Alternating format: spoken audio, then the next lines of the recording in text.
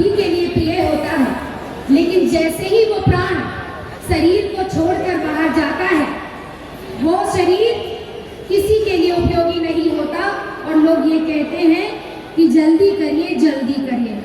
तो हम यहाँ जो उपस्थित आप सभी गणमान्य मंच पर आप लोग सोचते हो कि जो लोग बैठे हैं वही माननीय हैं। मैं कहती हूँ मंच के सामने जो बैठता है वो उससे भी ज्यादा आदरणीय है, क्योंकि आप जो धूप में और बारिश और सारी चीजों को झेल लेते हैं और उसके बाद भी आशीर्वाद देने के लिए यहाँ बैठे हुए हैं। मैं आपको सत सत नमन करती हूँ। मातृशक्ति को नमन। आपकी भूमिका भाइयों से कम नहीं है।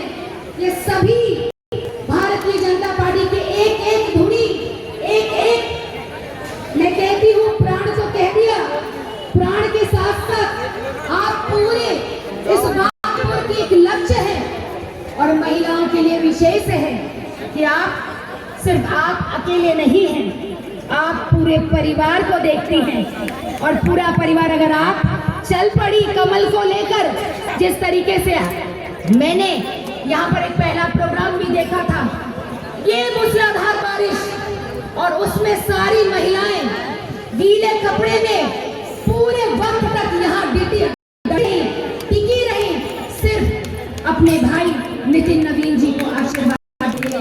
तो सबसे पहले आप अपने लिए ताली बजाइए। और मैं कहती हूँ उन भाइयों को कि जो आज दिवाली का समय है, जो साफ सफाई के लिए ही घर में बैठी हैं, वो आज घर छोड़ करके यहाँ बैठी हैं, तो भाइयों से आग्रह है, बहनों के लिए भी एक बार जोरदार ताली बजाएंगे। आज एनडीए गठबंधन के सारे माननीय कार्यकर्ता और पदाधिकारी मंच पर आसीन हैं। हम याद करते हैं एनडीए सरकार के बनने से की परिस्थितियों को, वो स्थितियों को, उस कालखंड को हम कैसे जीते थे, कैसे महिलाएं सांस लेती थी, उड़ने की कामना हर महिलाओं के मन में बसी रहती थी, लेकिन उनका परिवार ही उनका पंख काट देता था। उनको पता था कि अगर ये उड़ने की चाहत रखेगी तो कहीं ये बेआबरू होकर घर के दरवाजे पर न नजर आएगा। आप मतलब समझ रहे हैं महिलाओं की क्या इज्जत थी, भाइयों के प्राणों की क्या कीमत थी, कितने भाइयों ने अपने प्राण की आहुति दी होगी, कितनी माओ के कोख उजड़े थे, कितनी बहनों का सिंदूर उजड़ा था और कितनी बेटियों की इज्जत आबरू सरेआम नीलाम होती थी। वो दिन हम भूल नहीं सकते। लोग कहते हैं अरे आप तो वही चीज रटती रहती हैं, आप तो वही चीज कहते रहते हैं। अरे कैसे ना, अगर रावण धृष्टा कर सकता है, दुराचारी बन सकता है, तो आज सैकड़ों वर्षों के बाद भी अगर रावण को नहीं भूल सकते, तो हम कैसे आपको 20 वर्षों में भूल जाए। और जब भी आपकी सरकार आती है और जब भी आपके लोग सत्तासीन होते हैं, आपके लोग अपना परिचय खुद दे देते हैं, ये भूल नहीं सकते। आज भी कुछ घंटों का बंद था, भारतीय जनता पार्टी की महिलाएं जब सड़कों पर उतरी थी, जब मोदी जी की मृत माता को जब गाली दी गई थी, तो लोग क्या कहते थे कि आप लोग क्यों जाम कर रही है, रास्ता छोड़ दीजिए ना। हमने उनसे एक स्पष्ट प्रश्न पूछा कि भैया ये भारतीय जनता पार्टी के कार्यकर्ता है, अगर आज भारतीय जनता पार्टी ने बंद का आह्वान नहीं किया होता, एनडीए ने बंद का आह्वान नहीं किया होता, तो क्या आप घर से बाहर निकलते? तो उन्होंने कहा नहीं। यानी भारतीय जनता पार्टी और उसके पूरे कार्यकर्ता पर पूरे बिहार वासियों को विश्वास है कि न ये उपद्रव थे, न उपद्रव है, न भविष्य में ये उपद्रवगिरी करेंगे। और यही विश्वास कि भारतीय जनता पार्टी की जब भी सरकार आती है तब भी हम लोग सिर्फ निर्माण का काम करते हैं, कहते हैं कि 20 बरस में ये हुआ, ये नहीं हुआ, ये नहीं हुआ। मान सकते हैं। आप एक बात बताइएगा, एक घर के निर्माण में कितना वक्त लगता है?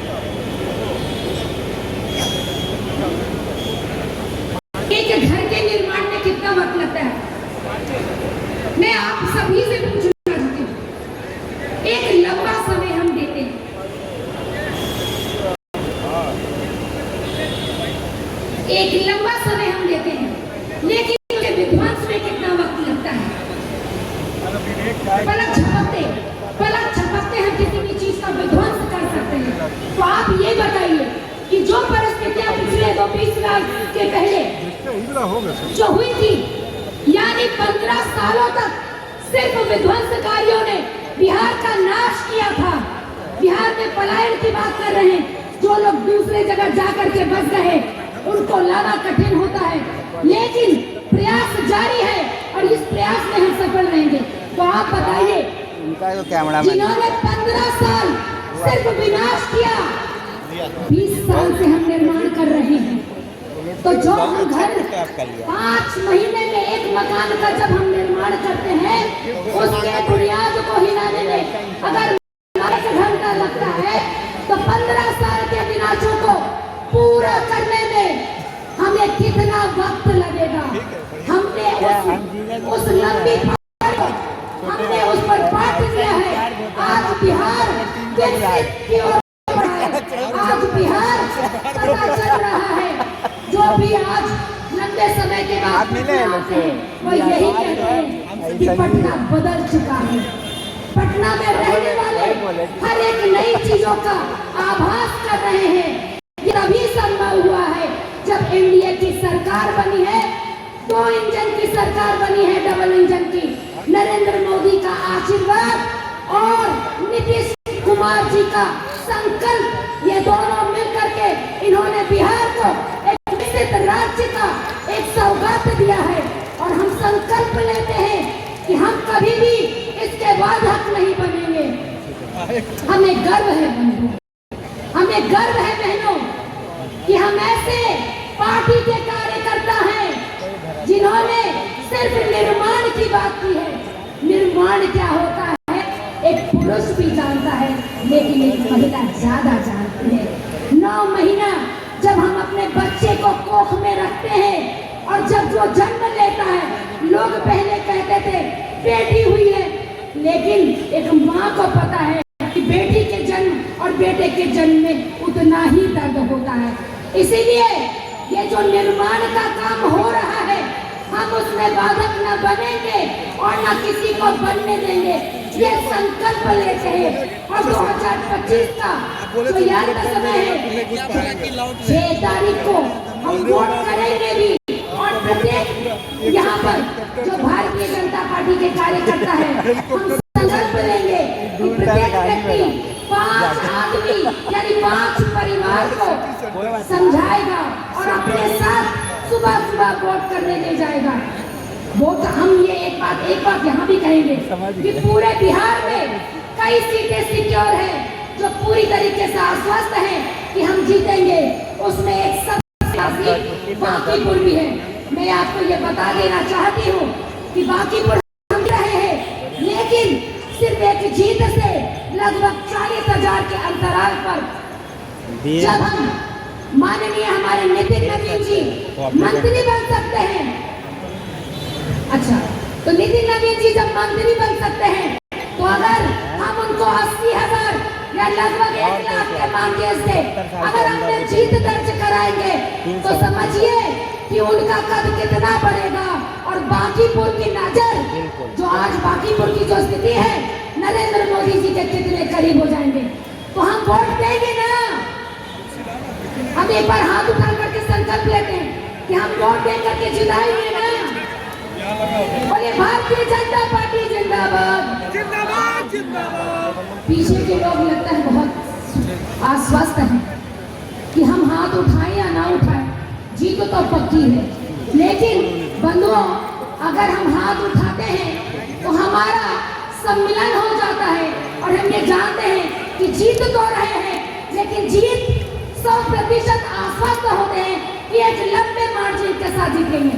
तो बोलिए दोनों हाथ उठाकर, भारतीय जनता पार्टी जिंदाबाद, जिंदाबाद, जिंदाबाद, इंडिया गठबंधन जिंदाबाद, जिंदाबाद, जिंदाबाद, नितिन नवीन जिंदाबाद, जिंदाबाद, जिंदाबाद, नरेंद्र मोदी जिंदाबाद, जिंदाबाद, जिंदाबाद, नीतीश कुमार जिंदाबाद, जिंदाबाद, जिंदाबाद। आभार बंधुओं, और वो पल आ गया है जिस पल का हम बेसब्री से इंतजार कर रहे हैं। कुछ ही पल में हमारे जिसको कहते हैं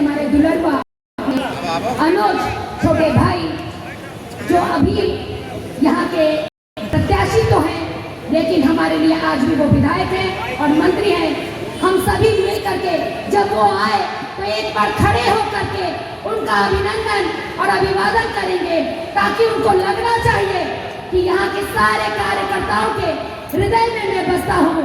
और जब एक प्रत्याशी को ये लगता है कि मैं इनके स्नेह में बना हूँ, वो और भी ऋणी हो जाता है, वो और भी संकल्पित हो जाता है कि मुझे बहुत बहुत काम करना है। बहुत बहुत आभार। बहुत बहुत धन्यवाद। अब हमारे प्रत्याशी नितिन नवीन जी का नामांकन वहाँ हो चुका है। वो